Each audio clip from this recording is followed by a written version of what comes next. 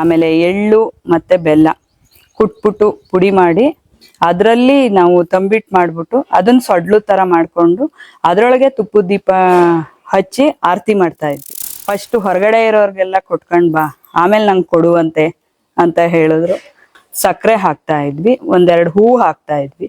ಫುಲ್ಲೇ ಕಲ್ಲಿತ್ತು ಅದು. ಇವಾಗ ತುಂಬಾ ಚೆನ್ನಾಗಿ ಜೀರ್ಣೋದ್ಧಾರ ಮಾಡಿದ್ದಾರೆ. ಅವಾಗ ಹೋಗುವಾಗ ಹೇಳೋರು, ಹಿಂಗ ಹೋಗ್ತಾ ಇರೋಳ್ ರಾಮಂದ್ರಕ್ಕೆ ಅಂತ ಹೋಗ್ತಾ ಇರ್ತೀಯ, ಹಂಗೆ ನಾ ಕಣ್ಣಲ್ಲ ಅಂತ ನಮ್ಮ ಮನೆಗ್ ಬರ್ತೀಯ. ನನಗೆ ಆಗಾಗ ಹೊಟ್ಟೆ ನೋವು ಬರ್ತಾ ಇತ್ತು. ತುಂಬಾ ಅಂದ್ರೆ ಸಿಕ್ಕಾಪಟ್ಟೆ ಹೊಟ್ಟೆ ನೋವು, ಬಿದ್ದು ಹೊರಳಾಡೋ ಅಷ್ಟು. ನಾನ್ ಕಂಡ್ಕೊಂಡಂತ ವೈದ್ಯರನ್ನ ನೋಡಿದ್ದೆ, ದೇಹಕ್ಕೆ ಬರೋ ಕಾಯಿಲೆಗಳನ್ನ ವಾಸಿ ಮಾಡೋವಂಥವ್ರನ್ನ. ಆದ್ರೆ ಭವರೋಗ ವೈದ್ಯರನ್ನ ನಾನು ಕಂಡಿರ್ಲಿಲ್ಲ. ಅವರು ಶೃಂಗೇರಿಗೆ ಹೋಗಿ ಬರೋದ್ರಲ್ಲಿ ಈ ಕಡೆ ಊರಲ್ಲಿ ನಮ್ಮ ತಂದೆ ಎಲ್ಲಾ ಕಡೆ ಹುಡುಕಿದ್ದಾರೆ. ನಮ್ಮಮ್ಮ ಹೇಳೋಗಕ್ಕೆ ಆಗಿಲ್ಲ.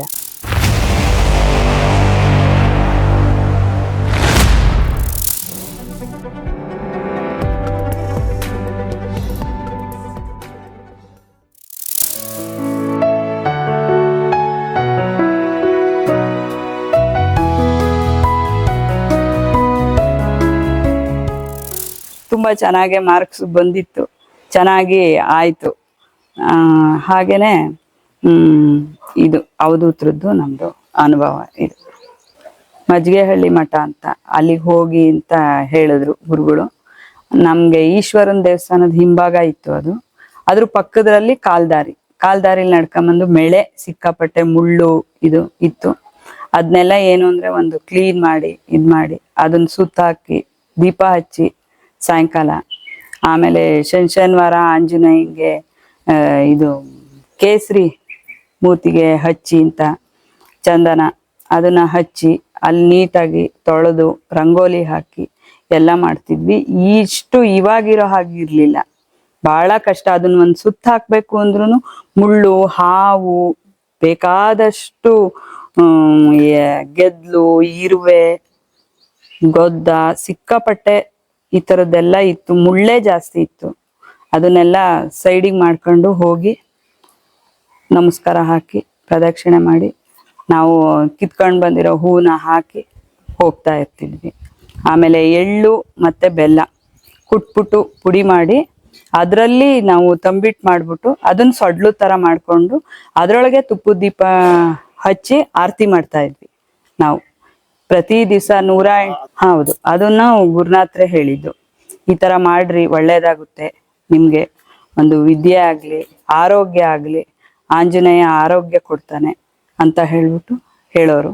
ಅದನ್ನ ಬಂದು ನಾವು 108 ದಿನ ಮಾಡ್ಬಿಟ್ಟು ಮತ್ತೆ ಎಳ್ಸುಸ್ಲು ಮಾಡಿ ನೈವೇದ್ಯ ಮಾಡಿ ಕೊಡ್ಬೇಕು ಅಂತ ಹೇಳಿದ್ರಲ್ಲ, ಅವತ್ತು ಕಡೆ ದಿವಸ ಎಳ್ಸುಸ್ಲು ಮಾಡಿ ತಗೊಂಡು ಹೋದ್ವಿ. ಅವ್ರ ಮನೇಲಿ ಇರ್ಲಿಲ್ಲ, ನಾನು ನಮ್ಮ ತಾಯಿ ಹೋದ್ವಿ.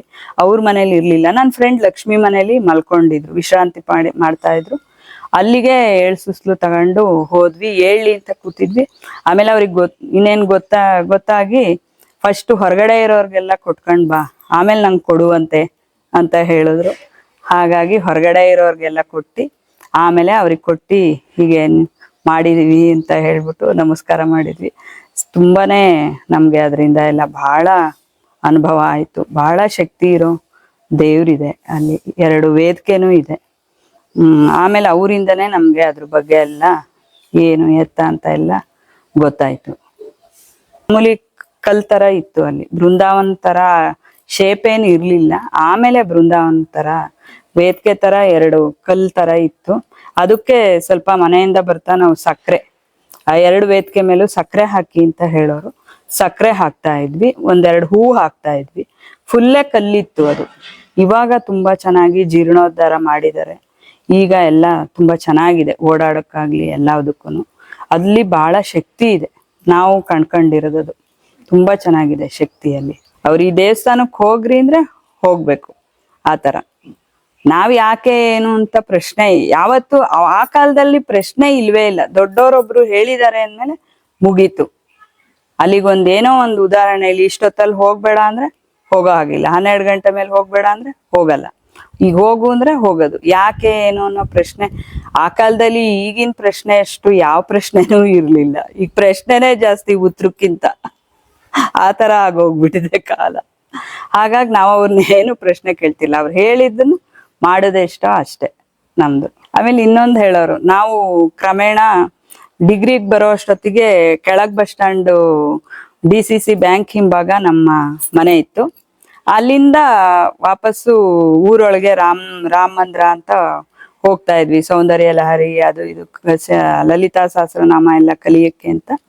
ಅವಾಗ ಹೋಗುವಾಗ ಹೇಳೋರು, ಹಿಂಗ ಹೋಗ್ತಾ ಇರೋಳ್ ರಾಮಂದ್ರಕ್ಕೆ ಅಂತ ಹೋಗ್ತಾ ಇರ್ತೀಯ, ಹಂಗೆ ನಾ ಕಣ್ಣಲ್ಲ ಅಂತ ನಮ್ಮ ಮನೆಗ್ ಬರ್ತೀಯ, ಹಾಗೆಲ್ಲ ಬರ್ಬೇಡ, ನೀನು ಎಲ್ಲಿಗೆ ಹೋಗ್ತಿದ್ಯೋ ಅಲ್ಗೆ ಹೋಗು, ಆ ಕೆಲ್ಸ ಮುಗ್ಸು, ನನ್ ಮನೆಗೆ ಅಂತ ಆಮೇಲೆ ಬಾ ನನ್ ನೋಡಕ್ಕೆ ಅಂತಾನೂ ಹೇಳಿದ್ದಿದೆ ನಮ್ಗೆ. ಹಾಗಾಗಿ ಆತರ ಎಲ್ಲ ತುಂಬಾ ತಿಳುವಳಿಕೆ ಹೇಳಿದ್ದಾರೆ ಸಾಕಷ್ಟುನು. ಅವರಿಂದನೇ ನಮಗೆ ಎಲ್ಲ ಆರೋಗ್ಯ ಎಲ್ಲ ಸಿಕ್ತು. ತುಂಬಾ ಚೆನ್ನಾಗಿ ಒಳ್ಳೆ ಕಾಲನ ಒಳ್ಳೆಯವರು ಇದ್ರಲ್ಲಿ ಕಳೆದಿದ್ದು ನಮ್ದೊಂದು ಪುಣ್ಯ. ನಾವು ಅವ್ರು ಹುಟ್ಟಿರೋ ಯುಗದಲ್ಲಿ ನಾವು ಹುಟ್ಟಿರೋದು ನಮ್ದು ಒಂದು ಪುಣ್ಯ ಅಂತಾನೆ ಹೇಳ್ತೀನಿ ನಾನು.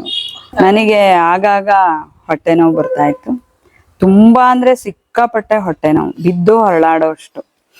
ಹೀಗೆ ಬರ್ತಾನೆ ಇತ್ತು. ಎಷ್ಟು ಮಾತ್ರೆ ತರಂದ್ ಕೊಡೋರು ನಮ್ ತಂದೆ, ನುಂಗ್ತಿದ್ದೆ, ತಿರ್ಗಾ ಬರೋದು. ತಿಂಗಳಲ್ಲಿ 3-4 ಸತಿ ಬರ್ತಿತ್ತು. ತುಂಬಾ ಒದಾಡ್ತಿದ್ದೆ. ಒಂದಿನ ನಮ್ ತಂದೆ, ತಡಿ ನಾನು ಹೋಗ್ಬಿಟ್ಟು ವೆಂಕಟಾಚಲನಾರ ಕೇಳ್ಕೊಂಡ್ ಬರ್ತೀನಿ ಅಂತ ಹೋದ್ರು. ಒಂದ್ ದಿವ್ಸ ಸಾಕಷ್ಟು ಆಸ್ಪತ್ರೆಗೆ ಹೋಗ್ಬಿಟ್ಟು ಸಾಕಷ್ಟು ತೋರ್ಸುದ್ವಿ, ಮಾಡಿದ್ವಿ. ಕಡೂರ್ಗೂ ಎಲ್ಲ ಹೋಗಿ ನಮ್ ತಂದೆ ತೋರ್ಸ್ಕೊಂಡ್ ಬಂದ್ರು. ಏನಂದ್ರು ದುಡ್ಡು ಖರ್ಚಾಯ್ತು ಬಿಟ್ರೆ ಕಾಯಿಲೆ ಮಾತ್ರ ವಾಸಿ ಆಗ್ಲಿಲ್ಲ. ಆಮೇಲಿಂದ ಒಂದ್ ದಿವ್ಸ ಅವಧೂತ್ರ ಮನೆಗೆ ಹೋಗಿ ಕೇಳ್ಕೊಂಡ್ರು, ಈ ತರ ತುಂಬಾ ಒದಾಡ್ತಾಳೆ, ಈ ತರ ಏನ್ ಮಾಡುದು, ಡಾಕ್ಟ್ರಿಗೂ ಎಲ್ಲ ತೋರ್ಸುದ್ವಿ ಅಂತ. ಒಂದ್ ದಿವ್ಸ ಅವಳಿಗೆ ಆ ಹೊಟ್ಟೆ ನೋವು ಬಂದಾಗ ಕರಿ, ನೀನು ಬರ್ತೀನಿ ಅಂತ ಹೇಳಿದ್ರು. ಆಮೇಲೆ ಒಂದ್ ದಿವ್ಸ ಹೊಟ್ಟೆ ನೋವು ಬಂತು. ಆಮೇಲೆ ನಮ್ ತಂದೆ ಹೋಗಿ ಕರ್ಕೊಂಡ್ ಬಂದ್ರು ಇದ್ರು ಮನೇಲೆ. ಬಂದ್ಬಿಟ್ಟು ನನ್ನ ಕಾಲಲ್ಲಿ ಒಂದು ನರ ಹಿಡಿದ್ ಕೂಡ್ಲೇನೆ ಆ ಹೊಟ್ಟೆ ನೋವು ಹೋಯ್ತು. ಆಮೇಲೆ ಇನ್ನೊಂದು ಔಷಧಿ ಮಾಡಿದ್ರು. ಒಂದು ದೊಡ್ಡ ಡಬರಿ ಒಳಗಡೆ ನೀರು ಮತ್ತೆ ಕೈ ಒಳಗಡೆ ಮುಷ್ಟಿ ಒಳಗಡೆ ಅಕ್ಕಿ ಹಿಟ್ಟು, ಆ ಅಕ್ಕಿ ಹಿಟ್ಟನ್ನ ಹಿಡ್ಕೊಂಡು ಆ ನೀರೊಳಗೆ ನನ್ನ ಕೈನ ಇಡೋದು. ಆಗ ನನ್ನ ಹೊಟ್ಟೆ ನೋವು ಅಕ್ಕಿ ಹಿಟ್ಟು ಮೂಲಕ ನೀರಿನಲ್ಲಿ ಹೊರಟೋಗೋದು. ಇದೇ ತರ ಆಮೇಲೆ ಹೇಳಿದ್ರು, ನೀನೇನೇ ಮಾಡಿದ್ರು, ಎಲ್ಲೇ ಹೋದ್ರು, ಯಾವ ಡಾಕ್ಟ್ರಿಗೆ ಹೋದ್ರು ಹೋಗಲ್ಲ, ಯಾವಾಗ ಹೊಟ್ಟೆ ನೋವು ಬಂದಾಗ್ಲೂ ಈ ಅಕ್ಕಿ ಹಿಟ್ಟು ನೀರು ಮುಷ್ಟಿ ಒಳಗೆ ಹಿಡ್ಕೊಳ್ಳೋದು, ಇದನ್ ಮಾಡು. 11 ತಿಂಗಳು 11 ದಿವಸ ನೀನೇನೇ ಮಾಡಿದ್ರು ಬರುತ್ತೆ, ನೀನೆಲ್ಲೇ ಹೋದ್ರು ಬರುತ್ತೆ. ಅದಾದ್ಮೇಲೆ ಏನಂದ್ರು ಬರಲ್ಲ. ನಿನಗೆ ಹೊಟ್ಟೆ ನೋವು ಬಂದಾಗೆಲ್ಲ ಅಕ್ಕಿ ಹಿಟ್ಟುನ ಮುಷ್ಟಿಲಿ ಇಟ್ಕೊಂಡು ನೀರೊಳಗೆ ಕೈ ಇಟ್ಕೊ ಅಂತ ಹೇಳಿದ್ರು. ಈ ಔಷಧಿನ ನಾನು ಹೊಟ್ಟೆ ನೋವು ಬಂದಾಗೆಲ್ಲ ಮಾಡಿದೆ. ಆಮೇಲಿಂದ 11 ತಿಂಗಳು 11 ದಿನ ಬಂತು. ಅದಾದ್ಮೇಲೆ ಇನ್ಯಾವತ್ತೂ ನಂಗೆ ಹೊಟ್ಟೆ ನೋವೇ ಬರ್ಲಿಲ್ಲ.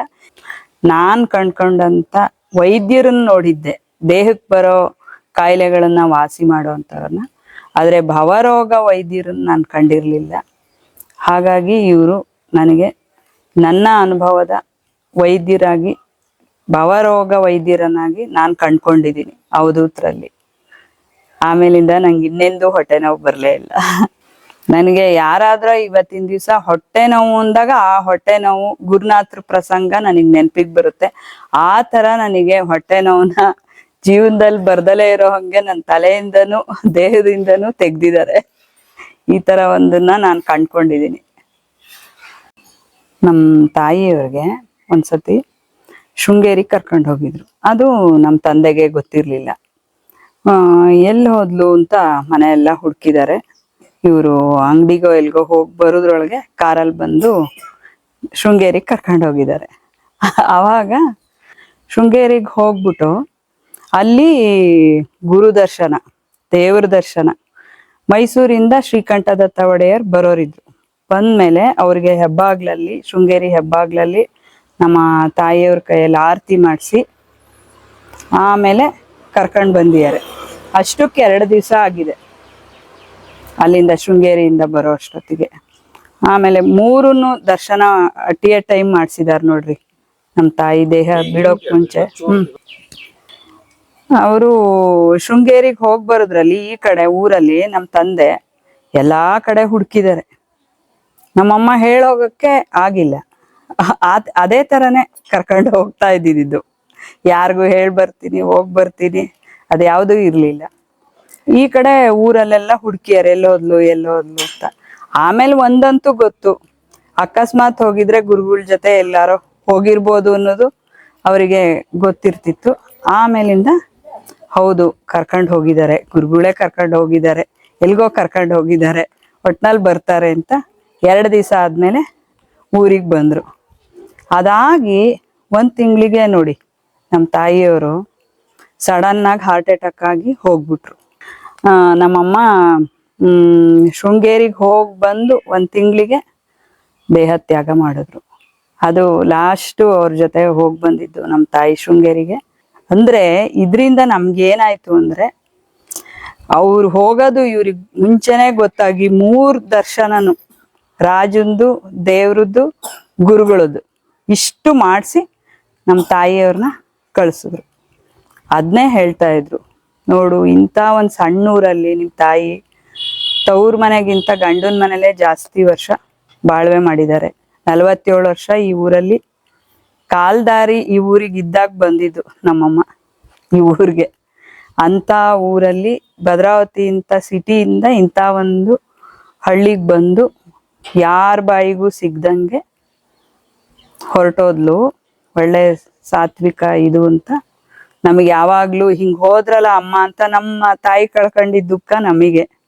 ಅವಾಗ ಅವರೇ ಬಂದು ನಮಗೆ, ನಿಮ್ಮ ಅಮ್ಮನ ಸಾವಿಗೆ ಅರ್ಥ ಇದೆ, ಅಳಬೇಡಿ, ಅವಳ ಸಾವಿಗೆ ಹೆಣ್ಮಕ್ಳು ಈ ತರ ಹತ್ರ ಇದಾಗಲ್ಲ, ಆತ್ಮಕ್ ಶಾಂತಿ ಸಿಗಲ್ಲ, ಅವಳದ್ದು ಆಯ್ತು ಇಲ್ಲಿದು, ನಿಮ್ಮನ್ನೆಲ್ಲ ದೊಡ್ಡವ್ರು ಮಾಡಿ ಮುಂದಿನ ಮನೆಗೆ ಕಳಿಸಿ ಎಲ್ಲ ಅವಳ ಕರ್ತವ್ಯ ಮಾಡಿದಾಳೆ, ನೀವು ಅವಳಿಗೆ ಯಾವಾಗ್ಲೂ ಶಾಂತಿ ಬಯಸ್ಬೇಕು, ಏನು ನೀವು ಬೇಜಾರು ಮಾಡ್ಕೊಳ್ಳೋದು ಅಳೋದು ಯಾವುದು ಮಾಡಬಾರ್ದು ಅಂತ ಹೇಳಿ ನಮ್ಗೆ ಆವಾಗ ಎಲ್ಲ ಸ್ವಲ್ಪ ಬುದ್ಧಿ ಮಾತೆಲ್ಲ ಹೇಳಿ 3 ತಿಂಗಳಾದ್ಮೇಲೆ ನಮಗೆ ಮನಸ್ಸಿಗೆ ಸಮಾಧಾನಕ್ಕೆ ಬಂತು ಮನಸ್ಸು.